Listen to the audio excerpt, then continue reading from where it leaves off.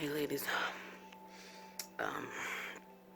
it's 1:48 in the morning on Thursday.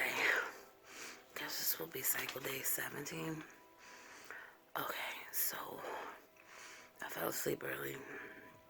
I woke up to go to the bathroom. I go to the bathroom. I wipe. What do I see? A huge gob of egg white cervical mucus. Okay, so if you don't know what that means I'm about to ovulate, like on my own. And that's not good. That's not good. So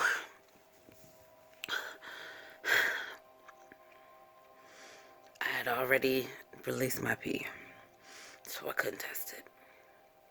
This is the first sign of ovulation for me. Usually starts with a huge gob of egg white cervical mucus. Considering that I'm on the estrogen, I'm probably about to have an LH surge like tomorrow. So, I'm gonna call my RA, text him first thing in the morning, and let him know. But after I take an OPK, if it's anywhere close, he's going to have to do something. Like call me in, do some blood work, whatever, because if I have an LH surge on my own, if I ovulate on my own, now we can't predict when the progesterone started in my body, which throws off the timing of this transfer. That we don't want. That we don't want.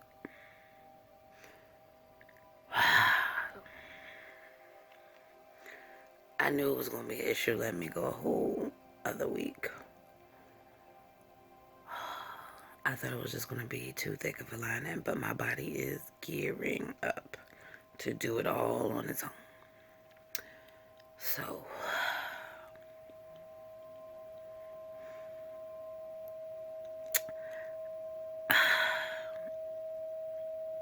okay. It's 2 o'clock in the morning.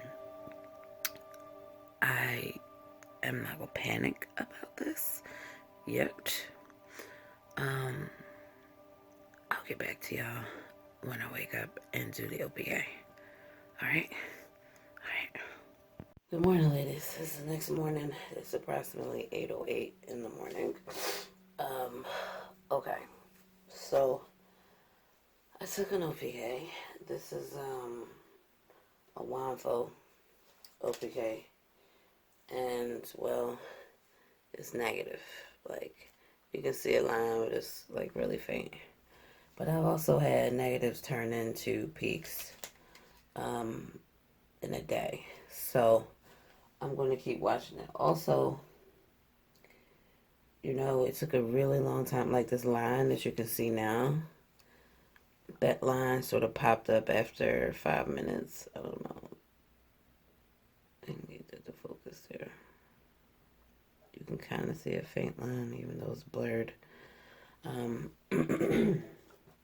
It showed up after 5 minutes. So while I was in Chicago visiting Sandra, she blessed me with a bunch of ovulation tests and pregnancy tests. A lot of which that are going to expire this year. So I might as well put them to good use, right? Okay, so I've got an assured ovulation test. I've got an easy at home ovulation test, and for good measure, not that it's ever given me good readings, an easy at home progesterone test. Now, I think I won't skip the progesterone test only because I know I haven't ovulated yet. I still have the egg white cervical mucus, but no, I am going to take it. I should see 2 dark solid lines on this. Okay, I believe that's what that means for the ovulation test. It means no progesterone. Either that or... No, I should see one line. One line. Anyway, I've already got my pee. I'm going to start with the easy at home.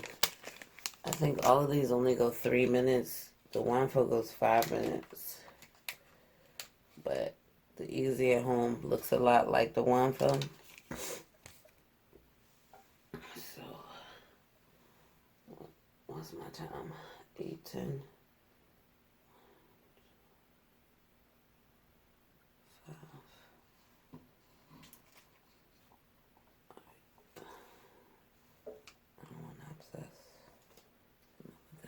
Paper. Looks like the Assured is 3 minutes as well.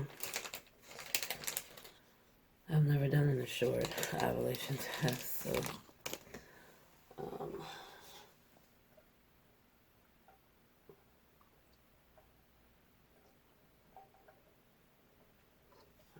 I need 3 drops.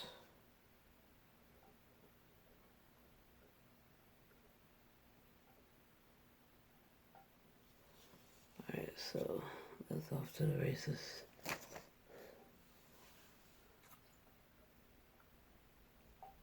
And I'm going to do the progesterone test.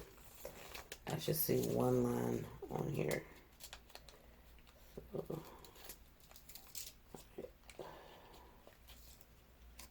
that's what that looks like. Purple.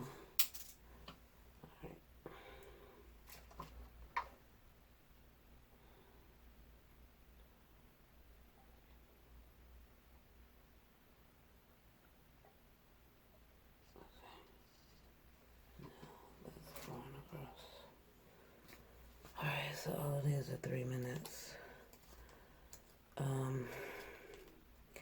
I did some research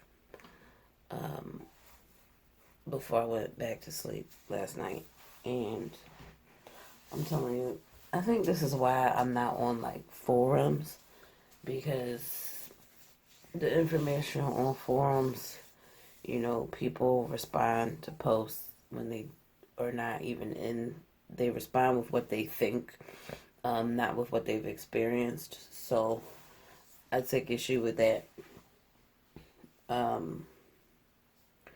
Instead of just saying, you know, just to be on the, I've never experienced that, but to be on the safe side, yeah, you should probably call your RE. So people are like, oh no, it's probably the hormones, because when I was doing IVF, as in the retrieval, not an FET. So like your experience is not the same. You're comparing apples and oranges. It's different. And but I did read that there's like 1 to 3% of women can't be suppressed with estrogen alone. So there are some women out here who are doing FETs and are on something like ganirelix or cetrotide, so to suppress them. I don't know. I know in my last line check, you know, there were definitely follicles that were not as visible at my baseline. So I started with such a low dose of estrogen. I don't know if I really got suppressed or not, right? So it worries me. It worries me because, you know, from baseline, there were definitely at least one sort of follicle there at baseline. And there was sort of like nothing on my right side. And then there might have been like a couple of smaller ones on the left side. So there were like 3 that I could see visibly, like visible follicles. Like you see the black dots on the right side. There were no real black dots. I think what he was seeing were the antral follicles. So then I came in for my lining check, and there were probably 3 or 4 follicles that I could see on the right side. So I had follicle growth. It worries me. It worries me. It worries me a lot. So, I just want to make sure that I'm good and suppressed and not about to ovulate, because if I am, that screws this whole transfer. And I do not want to go into February trying to do another transfer. Okay. Alright, so I think it's been about 3 minutes, at least for the easy at home. So we'll start there. This one expires October of this year, and it is also negative. There's a very faint line there right now, but it is also negative. I don't know how to get my phone to focus on this other than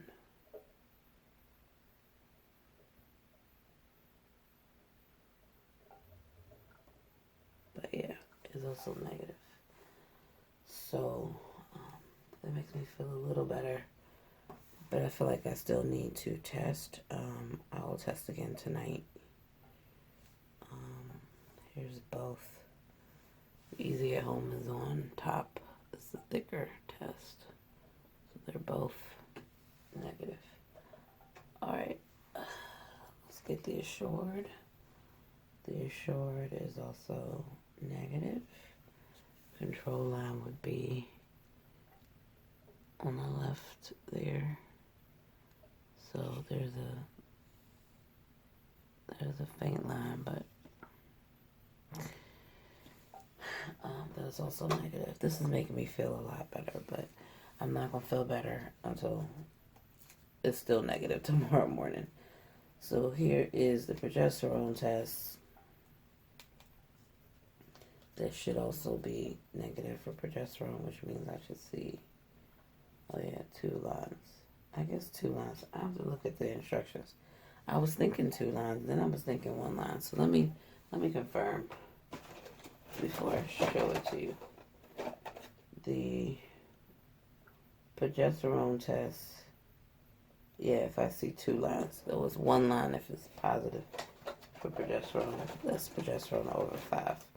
So it has 2 lines, which means I have almost no progesterone in my system. I have a little, but everybody has a little progesterone. So that's good.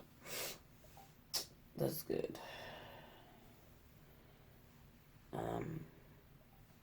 3 minutes in, all signs point to not ovulating. But again, like I said, I've seen it go from nothing to something overnight with the cervical mucus. So I guess there's no point in testing tonight. I will test tomorrow morning. But tomorrow morning is also my lining check. Oh my gosh, my boobs. Sorry. My nipples just hurt right now. And I know that's the estrogen. I got half a mind to take a Clear Blue Digital, but I kind of don't want to waste the Clear Blue Digital. But I already know what it's going to say. It's going to be low, and the control line is going to be bright because my estrogen is high. So, oh my gosh, my nipples, they kind of hurt. They hurt so much they almost like itch. Anyway.